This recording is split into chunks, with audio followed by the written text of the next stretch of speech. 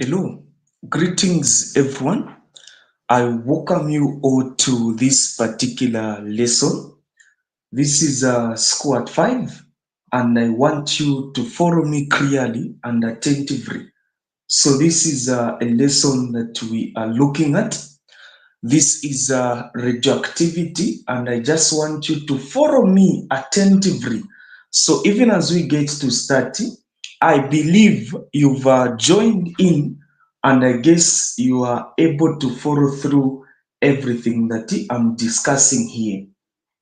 So let's just make sure that we've joined in even as we get to revise through these particular questions.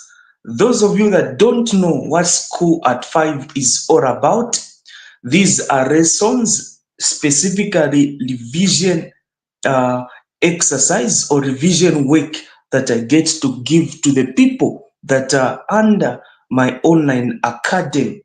So I just want you to follow me clearly, and it can be good if you've got a paper where you are writing down these things. So this is the first question that is saying that if a substance has half-life, so a substance having half-life of 5 years, how much of a 100-gram sample will remain after 15 years? This is a question that you are given. Before you go any further, I want you to understand that each time we are talking about radioactivity, you need first to understand that radioactivity, this is a spontaneous breakdown of any unstable nuclei. So we are talking about the breakdown of an unstable nuclei. And the word half-life there, we are talking about what? We are talking about the time taken for any radioactive sample to decay by half of its present material. That is what you need to understand. So the question is saying that how much of a 100-gram sample will remain after 15 years? You get to answer this particular question in two ways. You can just say X is equal to, you say original mass multiplied by 1 over 2. Then we've got power what? The total time over the half-life. This is also another formula that you can use. So this is another formula that you can use. Have you seen the way this particular formula is? I don't know if this is disturbing you, but this is light. So this is equal to, we've got m there, then we've got 1 over what? 1 over 2. I've told you that the m that is there, this m that is here, this is denoting original mass. So this is x is equal to, what is the original mass there? We've got 100, then we say 1 over 2. What is the total time? The question is saying after 15 years. So the total time there is 15, then over. What is the half-life? Half-life is what? 5. So we are given half-life 5 there. So meaning this is equal to what? This is what I'm going to say. I guess this is visible enough. You say 100, then 1 over 2 to the power what? To the power 3, like that. So if you punch on your calculator just this, what answer are you going to get? So let me see those of us that are following, even as we are having this particular lesson. I just want you to follow me clearly and attentively. So I want your attention, and I want you to be participating. So what answer are we getting here? Just this part. What is the answer? What answer are you going to get on this part? So I want somebody to comment here. When you punch on your calculator, what answer are you getting? Let's participate. This is something that we have been doing, and I guess those of you under my online school, we've done something like this. So I don't expect you to fail. So let's make sure that we join in. Let's make sure that we are participating. So what answer are we getting here? What is the answer? What is the answer to this particular question? What is the answer? So I want you to participate. What answer are we getting just on this one? What is our answer? The answer that you're going to get, since we don't want to participate, the answer we are getting is 12.5 what grams. So I just said 12.5. I'll put the grams there because that is what the question is telling me to do. The question is telling me to say, find the what? Find the mass. For how much of it? So it is the same as what? Same as mass. So that is what you are told. You answer it just like that. This is a wonderful topic. This is called method 1. Let me say that this is method what? Method 1. You get to answer a question when you use this. So I can see a comment here that is so good. So this is what? This is method 1. So you get 12.5 or 12 and half. That is the answer we are going to get. Method 2 is using a table of values. This is the one that is now more simple, because here you just say, okay, I'm going to put what? I'm going to put time there. Time is in what? We know that time there is in years. Then down there I've got the mass. Mass is in what? Mass is in grams. So time will start at 0, but the mass will go with the original one, which is what? 100, like that. Then I do this. I say, okay, this one is having the half-life of 5 years, meaning that after 5 years, this mass is going to be decaying by half. So what I'm going to do is, after 5 years, 5 there, then this 100 will decay by half. So meaning I'm going to have 50 there. Then after another 5 years, this is going to be 10. This one will decay by half. Since this is a mass, by definition, I've already told you that half-life is time taken for any radioactive material or sample to decay by half of its present mass. So this one will be 25. Then I now proceed. I say, okay, what I'm going to have here, this is what I'm going to do. Here, this is going to be 15 there. Then this one will decay by half, meaning I'm going to have 12.5. So this is 15 years. After a period of 15 years, have you seen what mass has remained? That is 12.5 grams. So you answer it also in this way. So you can answer a question in this way. This is how you need to do it. So this was just our question number 1 in this session. So this is 1. I say question number what? Question number 1. Let us now move on to question number 2. Question number 2, even as I'm discussing with you these particular questions, these are exam questions, and I want you to follow this clearly and attentively. So what if you are given a question to say that why is half-life? So even as I'm writing this, I want us to be interacting. So why is half-life important?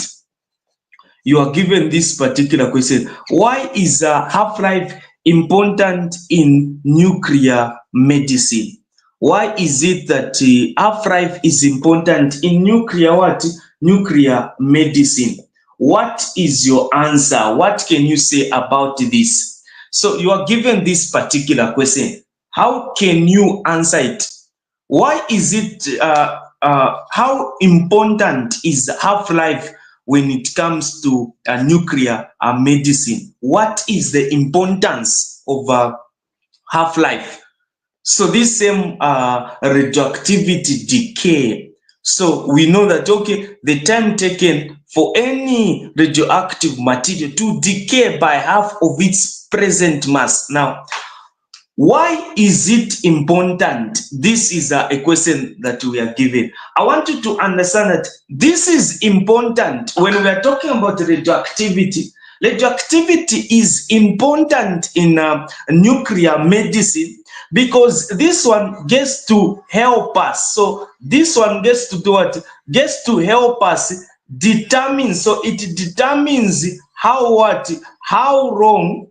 So how long a radioactive isotope. So I'll say how long a radioactive isotope. That way there, this is a radioactive. So radioactive what?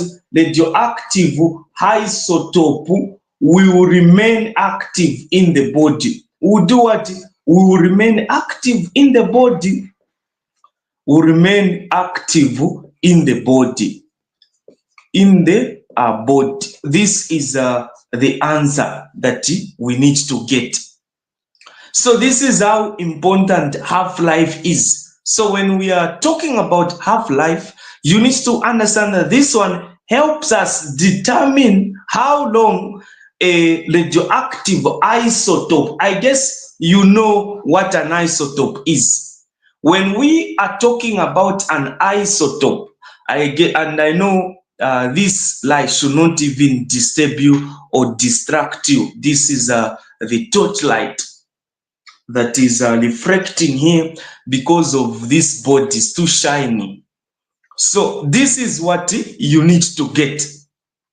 So the importance of half-life in nuclear medicine is that this one gets to do what?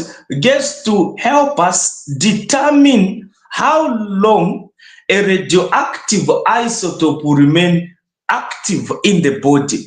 So a radioactive isotope, when we are talking about this particular word that is here called isotope, you need to understand that in chemistry, chemistry is going to tell us that an isotope, when we are looking at an isotope, you are going to understand that an isotope, this is a substance of the same particle with the same number of protons but different mass number. So they are having same proton number but different what? Different mass number. That is an isotope, and that is what you are supposed to understand. So it is important in that it is going to help us determine how long a radioactive isotope will remain active in the body. Let us now move on to question number 3. So we proceed and go to question number 3. Question number 3, you are given a question to say what factor, you are given a question, what factor influence? So what factor influence the half-life? This particular question is falling under half-life. What factor influence half-life of a radioactive isotope? Of a what? Of a radioactive isotope. Radioactive isotope. This is what I'm going to do. This is another wonderful question that you can find in an exam.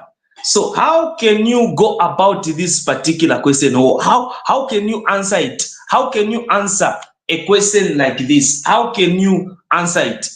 So what factor, here you are told to say, what factor will then influence the half-life of a radioactive isotope? So you need to understand that these radioactive isotopes are influenced by the what? They get to be influenced by the stability. So discover that they are influenced. These ones are get to be influenced. I'll say they get to be influenced by what? By the stability. Stability of what? Stability of the nucleus. Stability of the what? Stability of the nucleus, which does not change with external conditions. So these external conditions now that get to include, these are now the factors now. These are what we get to call the what? The temperature, You also need to look at the pressure like this, and you also understand some chemical state. So we also look at what? We also look at the chemical state. This is another important part that you need to get and understand. So these are wonderful things that I want you to know, some of the important parts that you need to take advantage of. So those of you that are under my online lessons, you are going to agree with me that these are things that we've been, these questions have been giving you as an exercise. So I'm just here to revise through this so that we may try to gain more knowledge or more understanding. And those of you that wants to join, maybe there is someone that is watching this because this is public on YouTube. So if you are watching this, you are not under my online lessons, make sure that you join me so that I teach you in the morning. We revise through such questions as this was a previous exercise that I had given. So you join, then we revise through questions like this. So if you want to start your lessons, you can WhatsApp me. So I'll say for tuitions, if you want tuitions, you are serious, you want to improve your grade. So we are having these lessons at 05. I know it's not easy to wake up at 05 and attend to this, but you are going to celebrate when you see your results. Because of these efforts that you are putting in, you can't be disappointed. So I just want you to be following me clearly and attentively. So if you want tuitions, you want to be helped, this is the number that you need to contact. You need to contact me on this number. You need to WhatsApp me. So this is my number, which is 0971 066747. Let us now move on to the other exercise that he had given. So I guess even this lesson is benefiting even people that are under the academy, which is Harrison IT Academy. Let us look at another important question. Let's say you are given a question to say. So even as I'm writing this, it can be good if you are following and writing. So the symbol U, this with the nucleon number 238, you also have the proton number, which is 92. You say represents. It represents a nucleus of what? It represents a nucleus of, I'm going to say, it represents the nucleus of. So this is it. This is a U. Then that is 238. That is 92. Represents a nucleus of uranium. So that is what you are given. So without wasting much of your time, I guess you now understand that this one that is on top, this one, we get to call it what? We call it mass number or nucleon number. I guess you know that. We get to call it mass number or nucleon number. This one that is down here, this one we get to call it atomic number. You call it atomic number or proton number.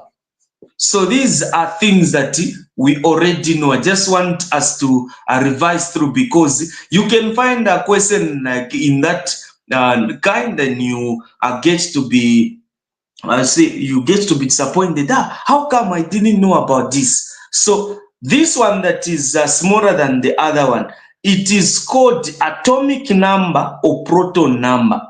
So we get to call it atomic number or proton number. This one on top, this is called mass number or nucleon number. So in this question, now if you are taught to say, what do we mean by nucleon number? What do we mean by what? Nucleon number. What do you mean by that? What do we mean by nucleon number? You need to understand that the nucleon number, we are just talking about the number of what? This is just the number of protons. So we are talking about the number of protons and what?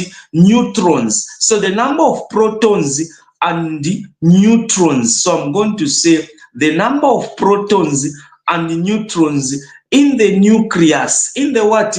I'll say in the nucleus, in the nucleus of an atom. This is what you need to get. This is what I mean when I talk about this word that is here, neutron number. Neutron number can also be atomic number. So it can also be mass number. Mass number or neutron number, it is just one and the same. So certain questions, they will ask you to say, okay, what is now the mass number or neutron number? This is the answer you need to put. You need to tell them that neutron number, this is the number of protons and neutrons in the nucleus of an atom. In chemistry, we get to define an atom as the smallest particle that can take part in a chemical reaction. So whenever we are talking about atoms, we are talking about a smallest particle that will take part in a chemical reaction. That is what you need to get and understand. Now, what if you now get to have a question? So I guess we are building up something here. You are able to understand what I'm teaching.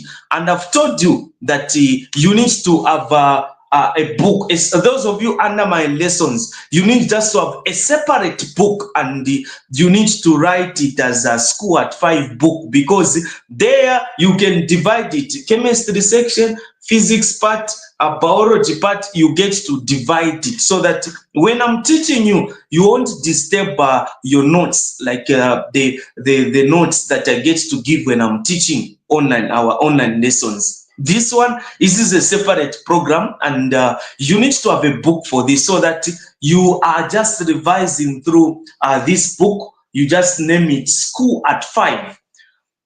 So let us now go to another question, a different now question.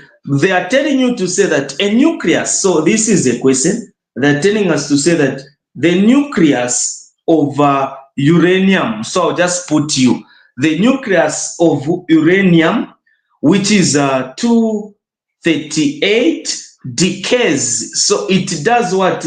It decays to form what? It decays to form a nucleus. It is going to decay and forms a nucleus of what? And forms a nucleus. So it is going to decay and form the nucleus of thorium. So it decays and forms the nucleus of thorium by emission of what? By emission of an alpha particle. By emission of an alpha particle. By emission of what? An alpha particle. This is what you need to know. So this is it. So you are given this particular question. I can see a comment that I'm following. That is so good to hear that people are following. We just need to make sure that we are following. And I'm slow in terms of lighting so that you also get to follow clearly and attentively to this. So you are given this question. A nucleus of uranium, it decays to form the nucleus of thorium by emission of an alpha particle. This is what you are given. So uranium is going to decay. What we mean by decay, the nucleus is going to become unstable. You know and understand that radioactivity, this is the spontaneous disintegration of an unstable nucleus where it is going to emit 3 radiations. We get to include the alpha particles, beta particles, and gamma radiations. So when the nucleus becomes unstable, or when the nucleus becomes weak, it is going to decay, it is going to break down to emit what? To emit, it can emit alpha, beta, or gamma.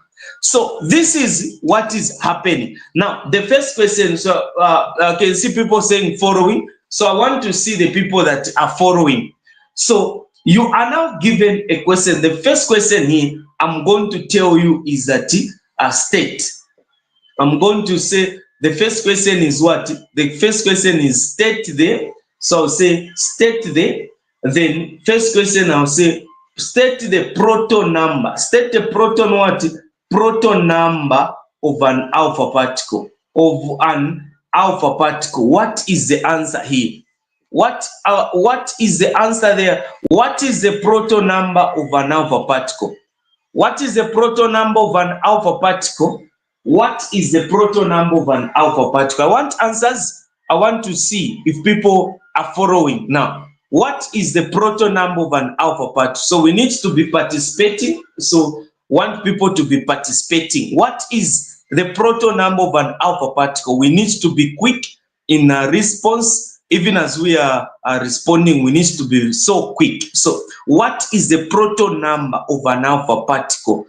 We are here to improve. We are here to get the concept of the understanding. So we need to be participating. I've asked a question here. What is the proton number of an alpha particle? What is the proton number of an alpha particle? I'm waiting for people to type here. According to you, what is the proton number of an alpha particle? What is the answer there? What is the proton number of an alpha particle? We need to be quick so that we get to devise through a lot of things. So this is just our day one. This is just our day one. So this is SchoolAt5 day one. And I want you to be participating. The reason why I brought these revisions is so that we participate. What is the proton number of an alpha particle? Remember what I've been telling you. So an alpha particle, this is the helium nucleus, isn't it? So when we are talking about an alpha particle, we are talking about the helium nucleus, which is like this. The helium nucleus is like this. 2 there and 4.